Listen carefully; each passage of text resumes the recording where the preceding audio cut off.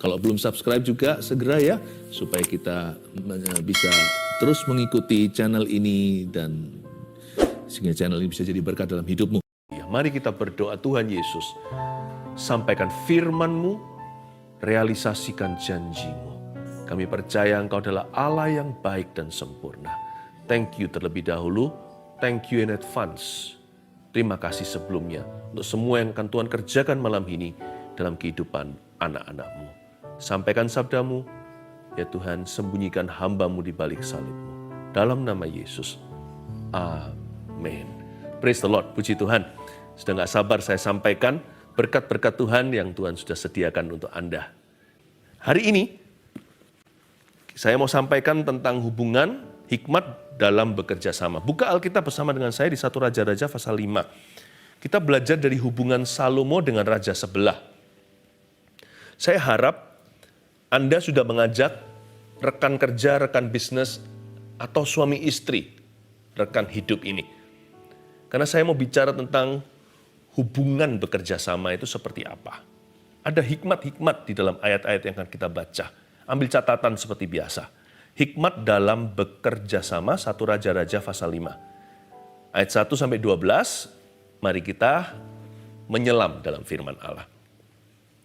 Judulnya di Alkitab kita persiapan-persiapan untuk mendirikan bait suci. Tapi saya ajak Anda untuk menyelidiki gimana Salomo itu membangun hubungan kongsi. Karena di hidup ini kan kita nggak sendiri, sekalipun kita nggak kongsian dalam pekerjaan. Setiap kita butuh seseorang. Minimal kalau kita jualan sesuatu, kita butuh customer, bukan? Belum lagi supplier, tenant. Kalau Anda yang buka toko di mall mana, kita pasti akan bersinggungan dan pasti bersenggolan dengan yang namanya orang. Kerjasama itu tidak harus tanda tangan notarisan, kita share saham atau apa. Dalam kita itu working together with fellow men, bekerja sama dengan seseorang. Ada norma-norma Alkitab yang mengundang berkat yang saya mau ajarkan hari ini supaya Anda diberkati. Ayat yang ke-1, Hiram, Raja Tirus. Ini bukan orang Yahudi, bukan bangsa Israel. Mengutus pegawai-pegawainya kepada Salomo. Salomo baru saja ditabiskan jadi raja. Karena didengarnya bahwa Salomo telah diurapi menjadi raja menggantikan ayahnya. Sebab Hiram senantiasa bersahabat dengan Daud. Oh begitu, ternyata si Hiram ini, raja sebelah, sudah berteman dengan papanya Salomo yang adalah Raja Daud tentunya, raja sebelumnya. Salomo ini mengalami suatu challenge yang besar. Dahulu kala dia dianggap sekya, ya kan, bahasa Hokiannya. Dianggap anak kecil, lu tahu apa. Mungkin pada saat Daud kunjungan kerajaan ke tetangga sebelah, Salomo diajak. Waktu itu dia masih balita, masih kecil atau minimal masih ABG remaja. Nggak terlalu dianggap sama teman papa. Pangeran kan nggak setara sama raja. Kan raja sama raja nih, papanya Daud sama Hiram, mereka berteman, bahkan disebut bersahabat. Mereka betul-betul hoping, mereka betul-betul orang yang akrab.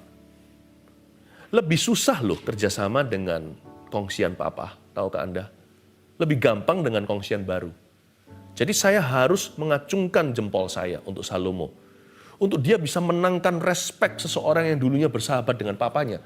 Sekarang bisa bekerja sama dengan sukses bersama-sama dengan dia. Ini pencapaian yang luar biasa. Anak muda nggak gampang untuk memenangkan generasi orang tua. Tapi Salomo ini bijaksana. Karena itu kita harus pelajari. Rahasianya apa? Ini bukan sekedar hikmat dalam bekerja sama. Ini sebuah kemenangan dan terobosan.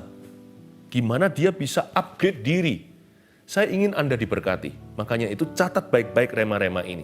Anda dapat roti-roti sorgawi. Semoga nanti bisnis Anda akan semakin bertambah. Semoga nanti kesejahteraan Anda akan increase. Semoga nanti sukses Anda tidak berkurang. Tapi lebih dari itu, hikmat Anda bertambah-tambah. Dan ingat ya, permulaan hikmat itu takut akan Allah. Permulaan hikmat itu bukan kepandaian dunia. Bukan skill juga. Apalagi harta. Makanya itu yang saya ajarkan sekarang itu karakter, saudara. Saya tidak ajarkan 1, 2, 3 langkah-langkah untuk berhasil gimana untuk kaya. Bukan kekayaan yang kita kejar. Tapi kekayaan di dalam diri ini, kekayaan rohani. Belajar dari Salomo. Ini orang gimana caranya ya?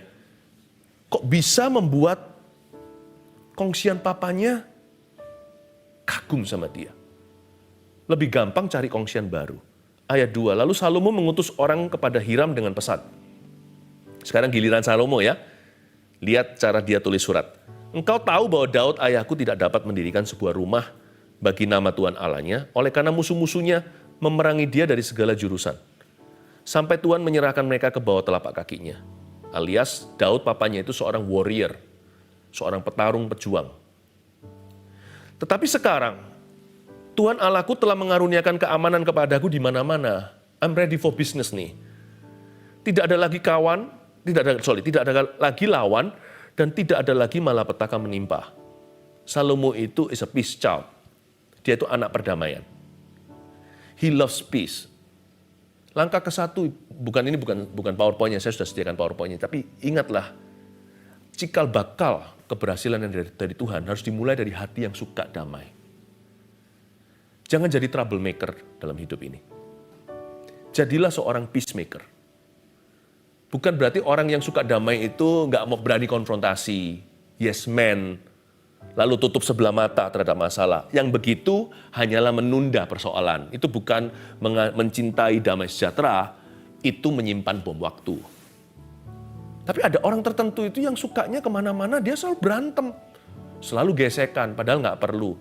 Selalu isi hidupnya itu tukaran dengan orang. Selalu nggak enakan. Troublemaker. Once a troublemaker, forever a troublemaker. Salomo tidak beranjak dari itu. Orangnya itu peacemaker. I like to make peace with you. Bukan berarti dia kompromi loh ya. Enggak. Anda lihat bahkan di sini dia bersaksi. Mulutnya dipakai pertama kali terbuka adalah menyaksikan tentang Tuhannya. Melalui kehidupan papanya, lalu dia tunjukkan perannya di mana dia berkata, Tuhanku menyerahkan mereka ke bawah telapak kakinya. Sekarang Tuhanku, Tuhan Allahku mengaruniakan keamanan di mana-mana. Dia mengaruniakan damai dalam pemerintahan saya. Orang ini tidak main aman. Tapi dia itu berniat untuk jadi berkat. Hikmat dalam bekerja sama tidak dimulai dari partner Anda. Dalam pernikahan juga sama, jangan suruh istrimu dulu berubah. Anda dulu suami yang harus berubah. Bukankah Anda kepala keluarga? Atau sebaliknya, istri jangan tuntut suaminya berubah. Anda dulu yang berubah, doakan dia. Lalu lewat tanpa banyak kata-kata menangkan hatinya. Melalui apa? Melalui teladan, pelayanan, kelemah lembutan Anda di rumah. Ayat 5, dan ketahuilah, aku pikir-pikir hendak mendirikan sebuah rumah bagi nama Tuhan Allahku. Seperti yang dijanjikan Tuhan kepada Daud ayahku demikian.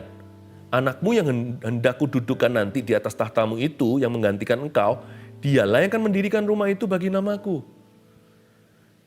Salomo ini berpikir-pikir, dia ada angan-angan, ada visi, ada ambisi, ada kerinduan. Mungkinkah kerinduan Anda untuk buka bisnis tertentu, untuk meneruskan atau mengubah pekerjaannya? Coba timbang-timbang, jangan tergesa-gesa. Kalau Anda sudah menikah, mesti sharing sama pasangannya. Sepakat itu adalah kekuatan. Anda juga bisa cari opini ketiga. Ya, untuk keputusan-keputusan penting di hidupmu, libatkan sesama saudara seiman yang bisa dipercaya, yang sudah dewasa rohani. Pasti ada. Tuhan sediakan. Tuhan sediakan orang-orang berhikmat di sekeliling Anda. Orang Majus itu masih ada loh. Cuman Anda harus teliti dan jeli mencari. Yang pasti, mau lihat pohon, ya nilai buahnya. Bagaimana kita tahu itu pohon apa? Kita lihat buah semangka, yaitu pohon semangka. Kalau orang itu hidup nggak keruan, jangan dengar nasihatnya. Itu nasihat orang fasik membuat Anda jatuh dalam dosa. Tapi bisa jadi ya, yang namanya kerinduan angan-angan bahkan rencana Anda itu kemungkinan dari Tuhan. Karena Tuhanlah yang menimbulkan kerinduan dalam hati kita untuk taat pada firman-Nya.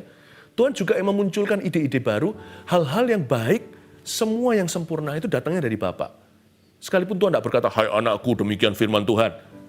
Tapi kalau muncul dalam hati Anda, suatu niat hati untuk bekerja, untuk studi, untuk melanjutkan sekolah, seperti kesaksian tadi yang saya baca, rasanya hatinya itu belum pasrah, mau tetap S3, nggak mau berhenti sampai S2.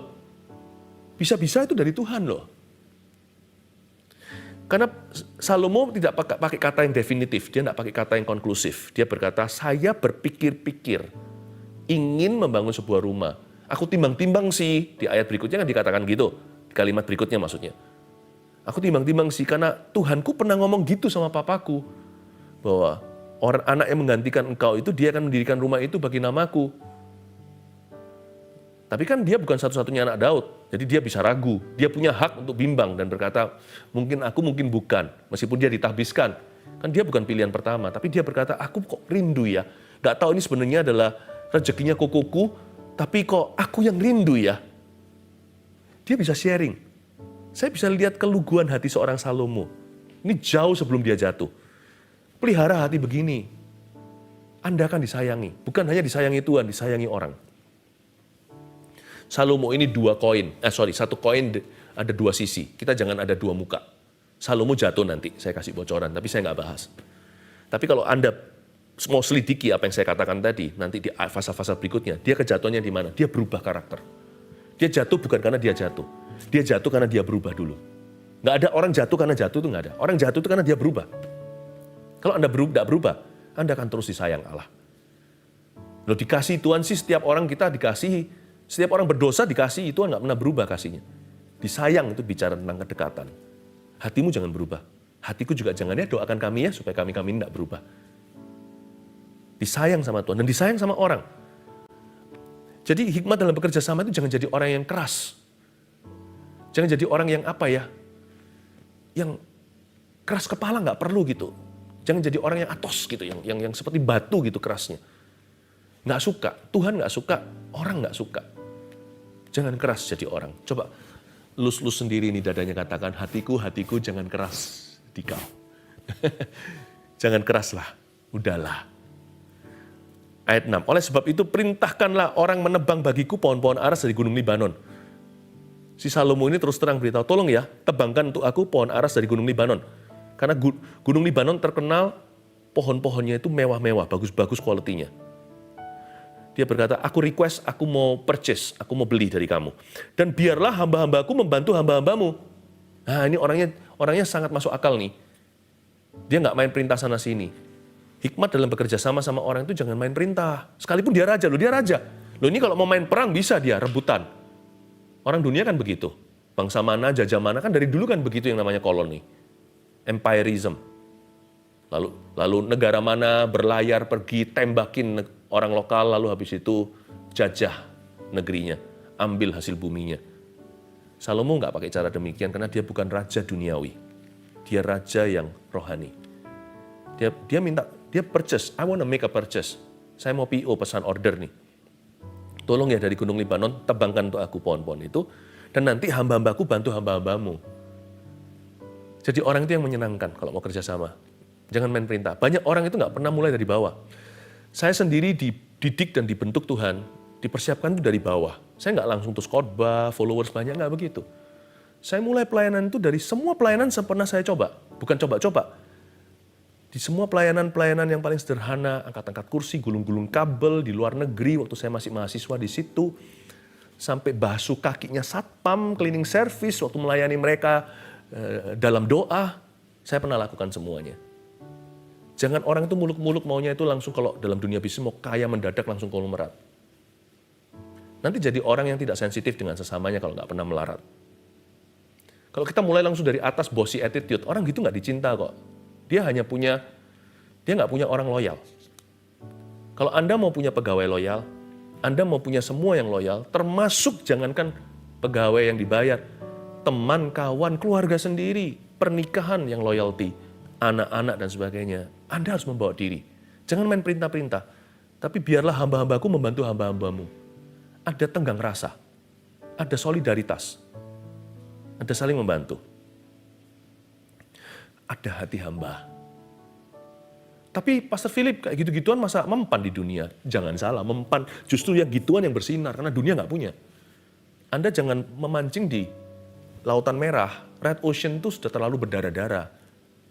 Anda kalau mau betul-betul bersinar terang di Blue Ocean, di samudera yang biru, persaingannya belum berdarah-darah, semua orang modelnya sama. Kita ini beda terang garam. Semua tawar, semua hambar, kitalah yang asin. Semua gelap, kita terang. Makanya itu bawa norma nilai kekristenanmu. Jangan hanya di gereja, didengarkan doang, jadilah pelaku firman. Bawa itu ke dunia kerja. saya yakin itu akan menjadi titik berhasilmu. What makes us different? We are Christian. Bukan karena agama dan statusnya. We're Christian by behavior, dengan kelakuan kita. Attitude, sikap hati kita. Tunjukkan. Nanti lihat ya. Lihat ya, kalau bisnis Anda goncang. Orang-orang yang loyal dengan Anda nggak dibayar pun, ditunda berapa bulan pun mereka rela. Kenapa? Karena mereka sejahtera. Manusia itu hidupnya bukan minum oli. Manusia juga perlu kasih. Tuhan ciptakan manusia, di kepalanya, apalagi laki-laki, itu ada mahkota kehormatan. Jadi nggak bisa asal lu gua bayar sekian, lalu saya injak-injak. Nggak boleh begitu. Manusia bisa menyimpan di hatinya. Kalau dia tahan, antara dia itu nanti balas dendam, atau dia adalah seorang pecundang. Kalau Anda bersama dengan orang pecundang yang tidak bisa speak up, nggak bisa jauh lah suksesmu bersama dengan orang-orang demikian. Karena itu manusia tetap harus diperlakukan dengan dignity. Jangan jadi orang-orang Kristen yang di luar sana bosi. Jadilah orang Kristen yang memimpin dengan teladan, yang menjadi inspirasi. Nah, harus dimulai. Saya nggak peduli Anda, bukan nggak peduli, saya nggak bisa tahu kan Anda mau kongsian sama siapa. Andalah urusan saya, kongsian Anda urusan Anda. Andalah urusan saya. Jadi saya pastikan yang kongsian dengan Anda tidak gigit jari, yang kongsian Anda dengan Anda tidak kecewa. Kalau Anda adalah keluarga saat teduh, maka you urusanku. Saya beritakan firman kepada Anda, bukan apa yang Anda suka dengar, tapi apa yang Anda perlu dengar. Kalau Anda belum punya teman baik, semua teman nggak baik, jadilah teman baik. Kalau Anda belum punya teman baik, jadilah dulu. Besi menajamkan besi, manusia menajamkan manusia. Good spirit menajamkan, melahirkan good spirit juga. Oleh sebab itu perintahkanlah, saya ulang lagi ayat 6, orang menebang bagiku pohon-pohon aras dari gunung Libanon, dan biarlah hamba-hambaku membantu hamba-hambamu. Upah hamba-hambamu akan kubayar kepadamu seberapa juga engkau minta. Wow, garis bawah itu, upah hamba-hambamu, hai Hiram, Raja Tirus, akan kubayar kepadamu. I pay what's due, seberapa juga engkau minta. Orang ini fair ya, enak kerjasama dengan orang begini, nggak maunya untung sendiri. Gua untung, lu rugi. Kalau bisa saya seuntung-untungnya, kamu serugi-ruginya. Ada orang yang kayak begitu, sudah dari awalnya bukan namanya kerjasama, itu namanya menjajah. Nggak bisa, kerjasama itu harus win-win. Kalaupun ada win-lose, tidak lama kemudian kita harus mengalah supaya dia win juga. Itu yang saya sebut etiket baik. Orang Kristen kerjasama sama siapapun, baik formal dibayar ataupun hubungan. Keluarga juga bisa, suami istri apalagi, harus punya maksud yang baik. Maksud baik atau etiket yang mulia harus dimulai dari Kristen. Orang Kristen bisa ditipu, kalau bisa ditipu sekali, jangan ketipu lagi ya, karena kita harus smart seperti ular. Kalau enggak kan berarti nggak pinter-pinter. Tapi orang Kristen nggak boleh sama sekali nggak boleh menipu. Kita ditipu, pernah sih apes-apes nih. Jangan lagi. Tapi menipu itu kesengajaan, never ever. Orang Kristen nggak boleh. Etiket baik harus mulai dari kemah Tuhan. Karena kebaikan itu adalah buah Roh Kudus. Di dunia itu kebaikan semua. Kebaikan, goodness itu adalah buahnya Roh Allah. Kita yang punya Roh Allah, bukan orang dunia. Jadi kita yang harus menjadi distributornya. Kita yang harus menjadi agen sahnya. Upah hamba-hambamu Hiram akan kubayar kepadamu seberapapun yang kamu minta. Sebab engkau tahu bahwa di antara kami tidak ada seorang pun yang pandai menebang pohon sama seperti orang Sidon. Garis bawahi lagi tuh. Di antara kami, tidak ada seorang pun yang pandai menebang pohon sama seperti orang Sidon. Ini kalau tawar-menawar barang, ini kebodohan. Ini orang terlalu honest, terlalu frank, terlalu jujur. Gini loh Hiram, aku bayar kamu apa yang selayaknya, karena di tempat saya tidak ada orang yang pandai menebang pohon seperti orang Sidon, seperti orang-orang Anda. Loh kalau kita tawar barang kan kita jatuhkan, kita bilang barang gini rongsokan kok dijual ke saya. Padahal dalam hati bagus dan murah. Kita pura-pura supaya dia banting harga, kita injak-injak. Tapi setelah kita beli, kita beritahu sama teman-teman kita, murah loh. Padahal tadi kita ngomong sama dia, mahal sekali. Taci ini mikir apa? Loh saya nggak ajarkan kita terlalu terus terang, lalu sembarangan, lalu habis itu kita beli barang semuanya mahal-mahal punya. Tapi kalau kerjasama sama orang dalam itu ceritanya, kita nggak bisa punya ketransparanan. Celaka kerjasama sama orang begitu. Jangan sampai orang berkata, celaka aku kerja sama-sama kamu. Kalau Anda keluarga saat teduh, urusanku. Di antara kami nggak ada seorang pun yang pandai menebang pohon. Dia bisa ngomong terus terang. Jadi Hiram, kita fair ya. Apa yang nggak punya, aku nggak punya. Anda punya. Jadi I need you. So, but I will pay you. I will pay you. Jangan berkata karena aku adalah raja yang diurapi, maka semuanya harus gratis untuk aku. No. I'm not cheap. Aku nggak murahan. Aku juga menghargai waktu orang. Saya juga menghargai usaha orang. Saya juga menghargai pengorbanan. Saya juga menghargai produk dan servismu. Jadi orang ini fair sekali. Saya suka sekali orang kayak Salomo. Harusnya orang Kristen kayak gini semua.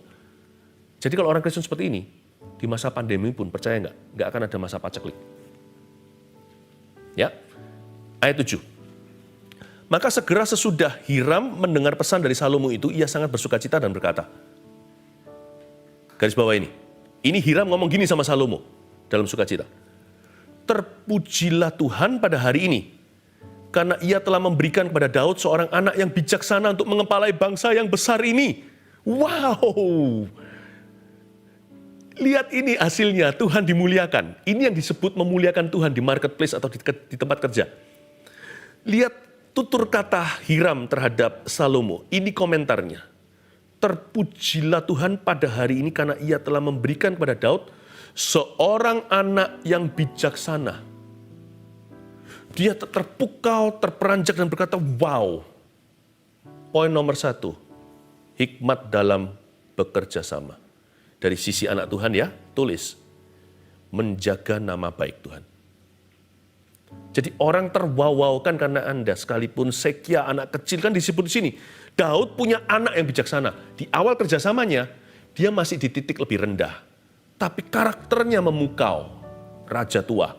Dan berkata, papamu punya anak, dia masih di anak-anakan. Kamu bukan levelku. Tapi dia berkata, tapi karaktermu melampaui levelku. Karaktermu sama seperti papamu. Menjaga nama baik Tuhan. Ingat dalam dunia kerjasama dan dunia kerja, your number one amanat nomor 1. Tentang kayu aras dan kayu sanobar, aku akan melakukan segala yang kau kehendaki. Wow, garis bawah itu. Ini Hiram sekarang giliran yang ngomong begini. Tetap Hiram, tadi dia komentar tentang Salomo, sekarang hatinya tergerak. Jadi di dalam dunia kerja, ada orang-orang dunia yang tergerak karena kita. Dan karena Tuhan menggerakkan hatinya. Kali ini Hiram tergerak begini. Tentang kayu aras dan kayu sanobar yang kamu minta, yang kamu request ya nak. Aku akan melakukan segala yang kau kehendaki. Ini cek kosong, saudara. Aku akan melakukan as you wish. Tahu nggak? Ini janji Tuhan. Hikmat dalam bekerja sama dan janji Tuhan dalam dunia kerjamu. Akan ada favor-favor tak terduga dari Tuhan Yesus.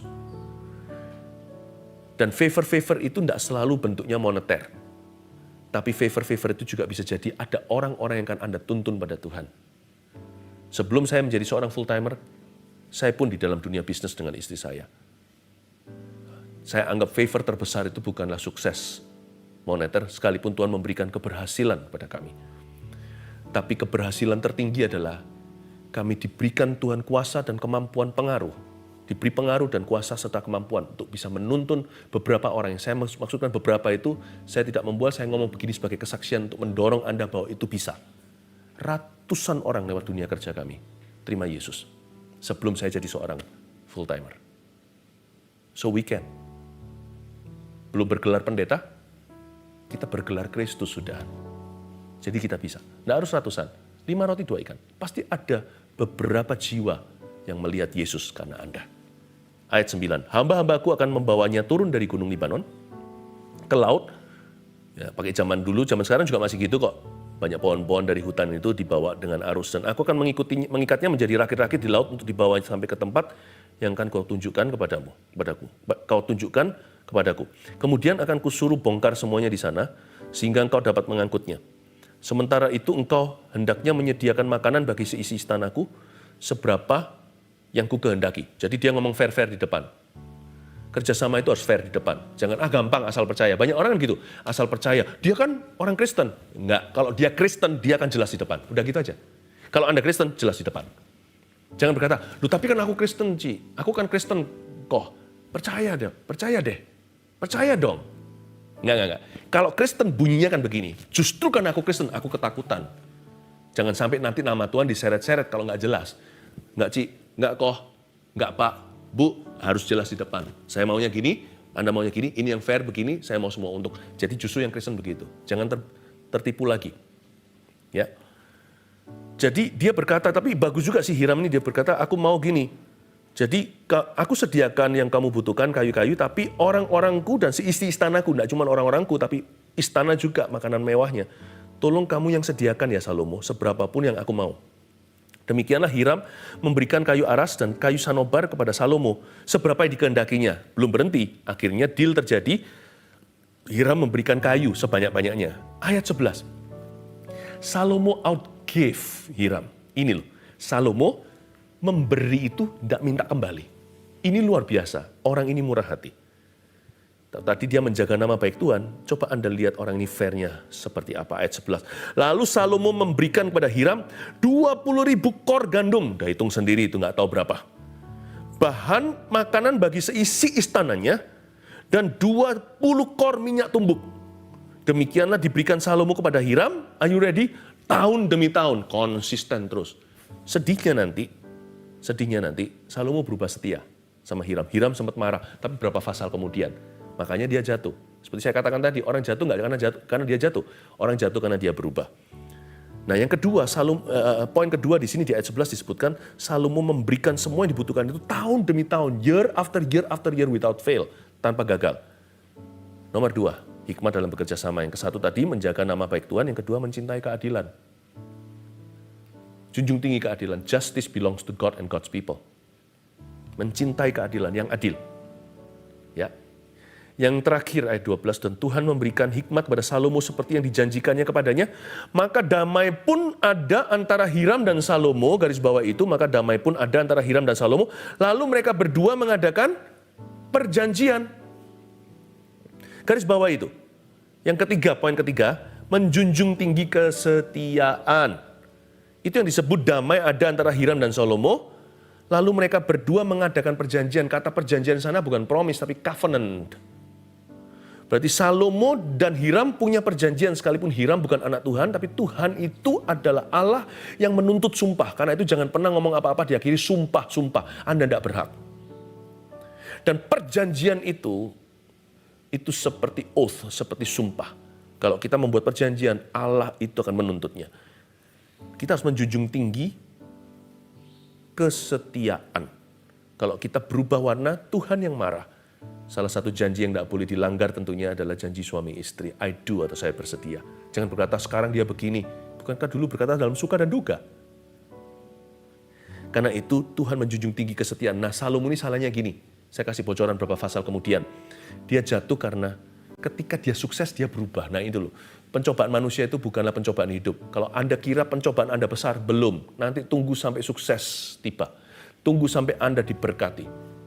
Tunggu sampai Anda dipakai, dikenal, dan sebagainya. Nah, di situ pencobaan sesungguhnya. Karena biasanya manusia berubah setia setelah dia berhasil dan dijunjung tinggi. Berapa banyak orang dulu suami istri baik-baik, tapi setelah dia jadi somebody, lalu habis itu istri ditinggalkan. Jangan begitu ya. Tuhan membenci orang yang melanggar perjanjian. Menjunjung tinggi kesetiaan. Kalau nanti sukses, jangan lupakan orang-orang yang berjasa di dalam hidup Anda.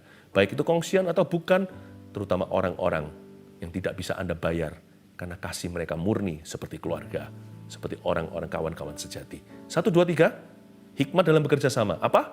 1, menjaga nama baik Tuhan. 2, mencintai keadilan. 3, menjunjung tinggi kesetiaan. May God bless you. Mari sama-sama saja kita berdoa.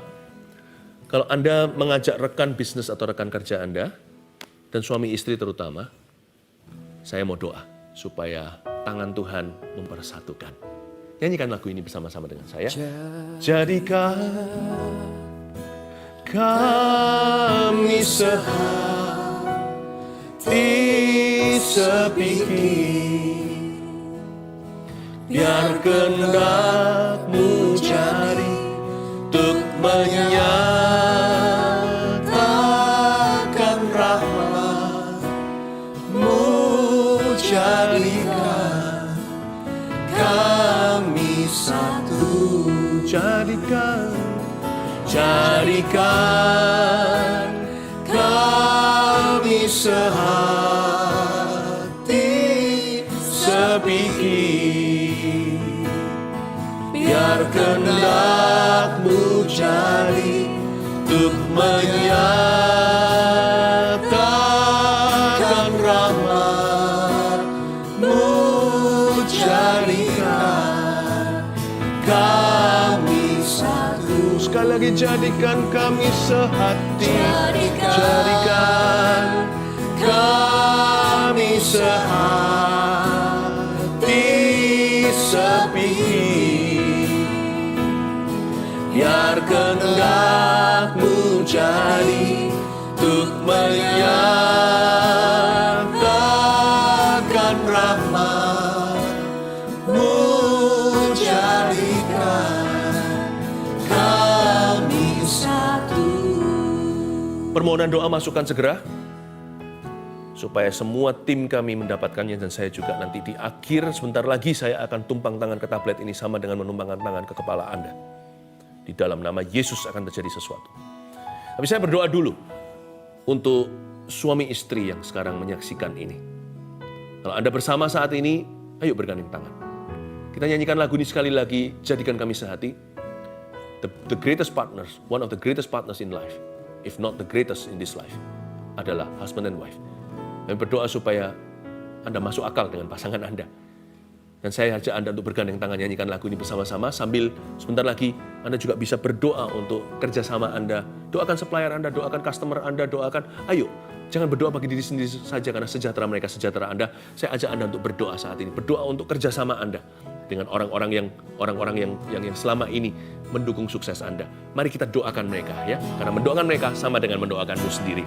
Haleluya, jadikan suami, amin, suami istri gandeng tangan. Kami pulihkan ya Bapak, pulihkan sepikir, biar kehendak-Mu jadi untuk menyatakan rahmat-Mu, jadikan kami satu, jadikan, oh jadikan kami sehati sepikir, biar kehendak-Mu jadi untuk menyatakan rahmat-Mu, jadikan kami. Sekali lagi, Tuhan mengasihi Anda. Mari angkat tangan bersama-sama. Tuhan memberkati keluar masukmu, lumbung-lumbungmu, kongsianmu. Orang-orang yang bekerja sama dengan Anda, baik itu adalah Daud, Salomo, anak-anak Tuhan, ataupun Hiram yang tidak kenal Tuhan, tapi gara-gara Anda, mereka juga akan diberkati. Tuhan memberkati kerjasamamu, memberkati karir Anda, memberkati toko Anda, pabrik Anda, kantor Anda, memberkati bos Anda, pegawai Anda. Terutama Tuhan memberkati your home, sweet home. May your home be sweetened by the Holy Spirit. Rumah Anda dipermanis oleh Roh Kudus mulai hari ini. Berkat Tuhan atas suami istri, atas keturunannya hingga anak cucu, menyertaimu dari Allah Bapamu, dari Putra Allah Yesus Kristus, dari Roh Kudus tercinta, my best friend to you. Di dalam nama